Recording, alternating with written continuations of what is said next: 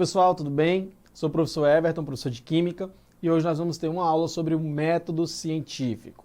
Então, pessoal, o que é o método científico? Quando a gente fala em método científico, isso parece uma coisa bem complicada, mas na verdade o método científico ele está presente no nosso dia a dia, ele está presente nas nossas casas, mas nós não conseguimos enxergar ele da maneira que é.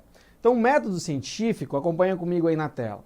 O método científico pode ser definido como um conjunto de procedimentos por meio dos quais um cientista consegue propor um conjunto de explicações para fenômenos, constituição e formação de materiais.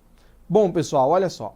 Nós estamos passando por um momento de pandemia, né? Estamos aí em meio a uma doença chamada Covid-19.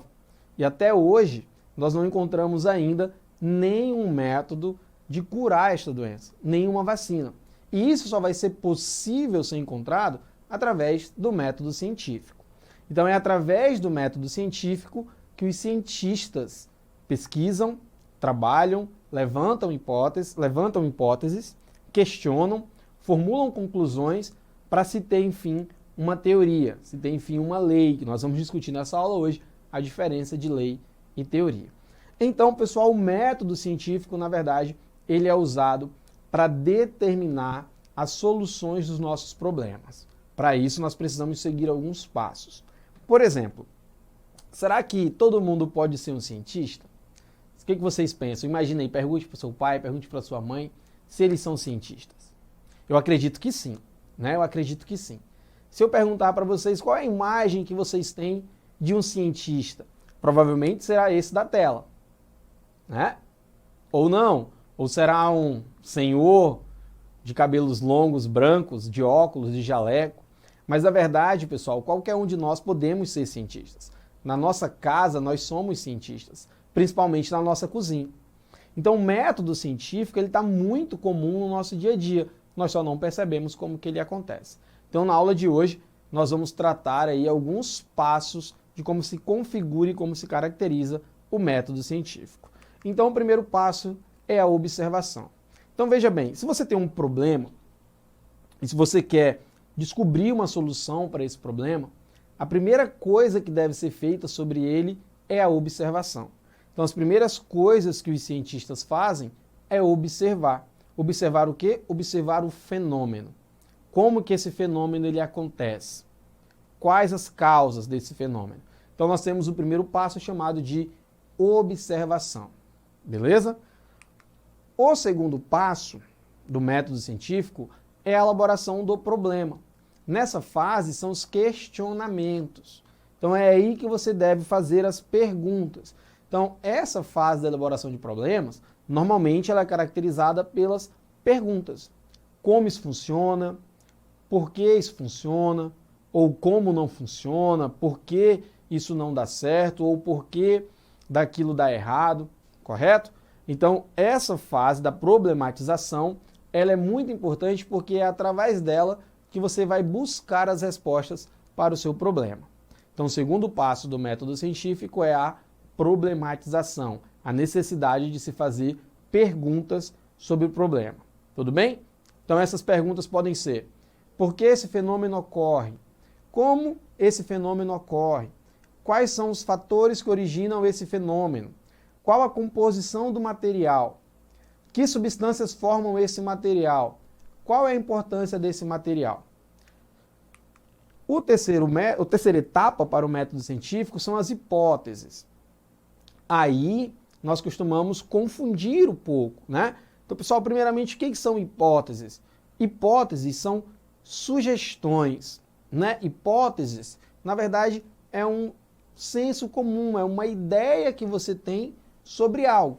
Então veja bem, você observou um problema, você questionou esse problema e aí você vai levantar hipóteses de como resolver esse problema. São apenas hipóteses, são apenas sugestões, tudo bem? Nada muito concreto. Então você vai levantar hipóteses. Por exemplo, na sua casa você percebeu que foi acender a lâmpada, né? Ao apertar o interruptor, você percebeu que essa lâmpada não acendeu. Então o que você fez? Você observou o fato. A lâmpada não acendeu. Correto? Qual foi a segunda coisa que você fez? Você se perguntou por que essa lâmpada não acendeu. Então você problematizou, você criou uma questão, você criou uma pergunta para o seu problema. E depois você criou hipóteses para essa pergunta. Ah, não acendeu por quê? Eu acho que queimou, ou não tem energia. Então você sugeriu alguma coisa. Isso é uma hipótese, é sugerir algo. Temos também o quarto passo, que é a experimentação.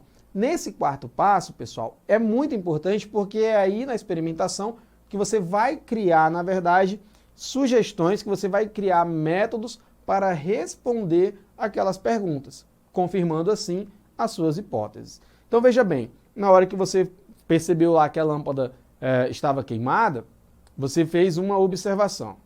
Depois você fez uma pergunta, por que essa lâmpada queimou? Depois você sugeriu uma hipótese, queimou porque foi uma descarga de elétrica muito forte ou algo desse tipo. Depois você experimentou. O que é experimentar? O que é fazer experimentação? Você sugeriu uma hipótese que a lâmpada queimou porque foi uma descarga elétrica muito forte, por exemplo. E aí você foi lá e fez um experimento. Que experimento é esse? Você trocou a lâmpada. Então você experimentou. E ao trocar essa lâmpada, você percebeu que ela não queimou mais. Então a sua hipótese estava errada. Aquela lâmpada ela queimou por outro motivo, por muito uso de tempo ou algo desse tipo. E aí você vai ter que fazer novas experimentações para comprovar a sua hipótese. Tudo bem? A quinta etapa é a análise dos resultados. Então vamos lá, nós construímos uma ideia até aqui com uma observação, com um questionamento, com uma hipótese e agora com uma experimentação. E agora nós vamos analisar os resultados. Analisar os resultados é verificar se tudo aquilo que você fez até agora está de maneira correta. Está como aquilo que você imaginou, como aquilo que você pensou. Se não estiver, você precisa refazer a experimentação, você precisa refazer as hipóteses. Tudo bem? E aí nós temos o último método, que é a conclusão. Então essa conclusão, pessoal, na verdade, você vai ter uma ideia formada sobre esse projeto, sobre aquilo que você pensou, sobre o seu problema, e aí você precisa registrar esse problema. Como que se registra esse problema? Publicando aquilo que você concluiu. Tudo bem? Então vamos lá. Quando nós falamos em método científico, nós temos que diferenciar, na verdade, o que é método científico e o que é senso comum. Isso é muito comum, tá? Muito comum, entre aspas. Então, quando a gente fala em senso comum é aquilo que a gente acha, é aquilo que todo mundo acha. Nós, na nossa região, nós temos vários sensos comuns, vários. Por exemplo, manga com leite mata. Você já ouviu falar isso? Tenho certeza que você já ouviu falar isso. Não pode comer manga com leite porque mata, é perigoso. Mas isso é um senso comum, não é nada comprovado. Então, senso comum é aquilo que você pensa, é aquilo que a sua região pensa. Será que realmente manga com leite mata? Ou isso é uma história que foi criada lá no tempo da escravidão? O professor de história de você já deve ter comentado isso, né? Ou seu amiguinho foi lá na sua casa e aí no outro dia a planta da sua mãe murchou, por exemplo. Você fala, sua mãe vai dizer, nossa, seu amigo tem uma energia negativa, né? Seu amigo é pesado. Isso é senso comum, cara. A plantinha murchou por quê? Ou você deixou ela tomar sol demais, ou tá aí 3 meses que não aguou a plantinha. Então isso é senso comum, é aquilo que você acha, beleza? Nada comprovado cientificamente. Quando a gente fala de método científico, o método científico ele tem que ser algo publicado, ele tem que ser algo registrado. Você precisa registrar, você precisa concluir o que você pesquisou e registrar. Mas eu vou registrar onde? Eu vou registrar no meu Facebook. Eu vou registrar lá no meu Instagram. Não. Uma teoria, uma pesquisa, ela deve ser registrada em um periódico, onde a comunidade científica seja capaz de analisar e criticar aquilo que foi pesquisado, tá? Mas o senso comum não. O senso comum você pode publicar lá no seu Facebook sem problema. Você pode dizer, meu amigo veio aqui em casa e a planta da minha mãe murchou. Eu acho que ele tem energia negativa. Aí você pode publicar isso lá, mas não cientificamente. Tudo bem?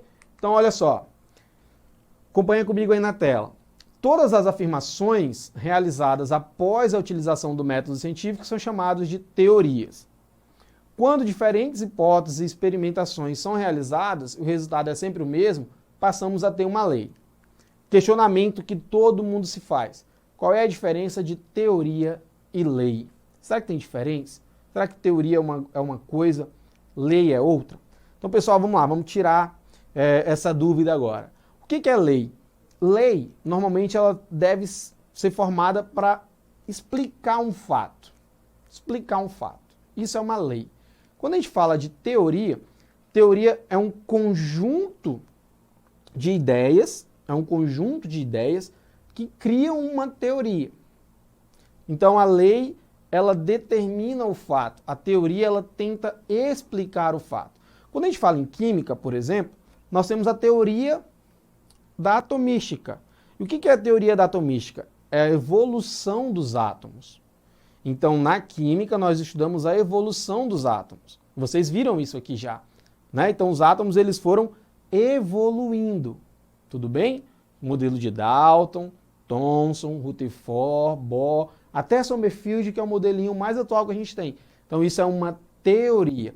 Agora, quando eu falo em lei, lei, normalmente, ela é dada por uma fórmula matemática, porque a lei, ela só define o fato. Por exemplo, a lei de conservação de massas de Lavoisier. Né? O que é a lei de conservação de massa de Lavoisier? A massa do reagente, ela tem que ser obrigatoriamente igual à massa do produto. Então, essa é a ideia e essa é a grande diferença de teoria e lei. Lei é um fato. Teoria é um conjunto de ideias que foi formado durante muito tempo para explicar ou tentar explicar um fato e um fenômeno. É importante ressaltar, pessoal, que a ciência, ela não é estática, tá? A ciência, ela é dinâmica. E aí, quando eu falo que a ciência é dinâmica, o que nós acreditamos hoje pode ser completamente diferente do que nós vamos acreditar amanhã. As leis que nós acreditamos hoje podem ser completamente diferentes das leis que nós vamos acreditar amanhã. Tudo bem? Então, hoje, eu sei que o modelo mais atual é o modelo de Rutherford, que o átomo tem um núcleo, que esse núcleo é carregado positivamente. Mas amanhã, daqui a uns anos, um outro cientista pode vir e refutar esse meu questionamento, refutar essa minha teoria, refutar essa minha lei. Tudo bem? Então não esqueçam, a ciência, ela é dinâmica. Vamos lá, vamos fazer aqui alguns exercíciozinhos. Bom, na tela vocês vão acompanhar um resuminho do que é o método científico. Então você vai ter a observação, a fase do questionamento das perguntas, as hipóteses, o experimento, a análise desses experimentos e a conclusão. Vamos lá, vamos fazer aqui uma questãozinha para a gente trabalhar o que nós fizemos. Então acompanha na tela. O tema teoria da evolução tem provocado debates em certos locais dos Estados Unidos da América, com algumas entidades contestando seu ensino nas escolas. Nos últimos tempos, a polêmica está centrada no termo teoria, que, no entanto, tem significado bem definido para os cientistas. Sob o ponto de vista da teoria, é. Então, a questão quer saber o que é uma teoria, beleza? Então, letra A.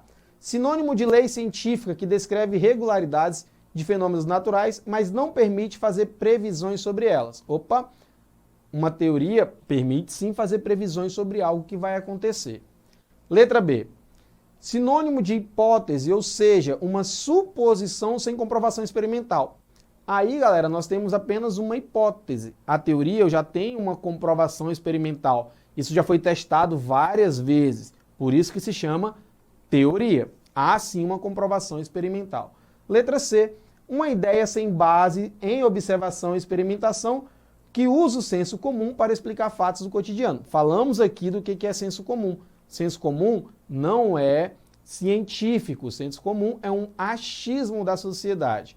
Letra D.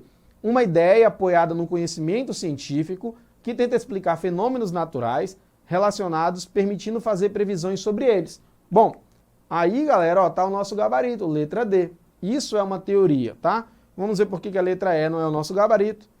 Uma ideia apoiada pelo conhecimento científico que, de tão comprovada pelos cientistas, é considerada uma verdade incontestável.